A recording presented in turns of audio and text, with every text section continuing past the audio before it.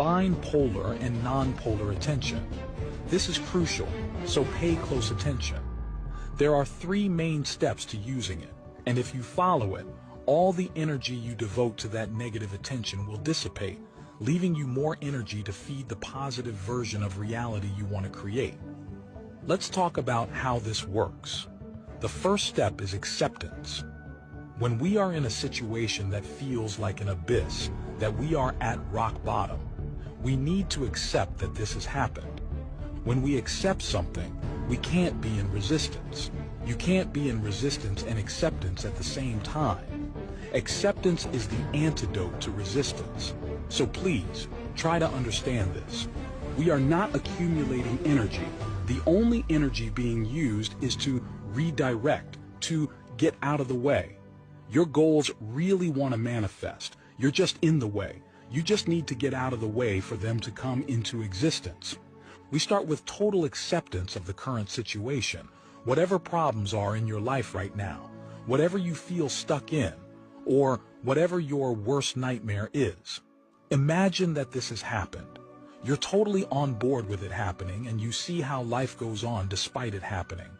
You're no longer worried about your worst nightmare. You're no longer haunted by it. This is absolutely fundamental because most people think, if I accept the worst-case scenario, won't I be attracting it into my life? No, you won't. On the contrary, if you accept the worst-case scenario, you will no longer be feeding it with the energy of your resistance.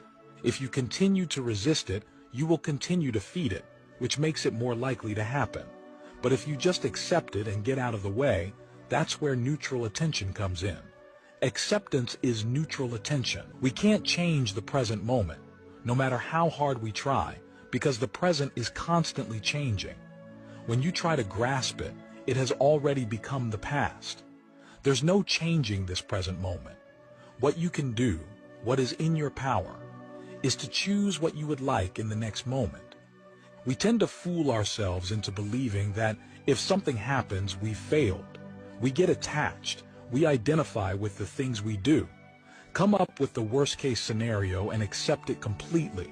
That way, you reduce all the importance. The second step is to realize how this setback or unfavorable event could potentially be a blessing in disguise. Any event that happens is a neutral event. We make it positive, negative, or neutral by the nature of our attention. Instead of looking at it as, this is bad, we can look at it as, how can this potentially be an advantage? How can this be good?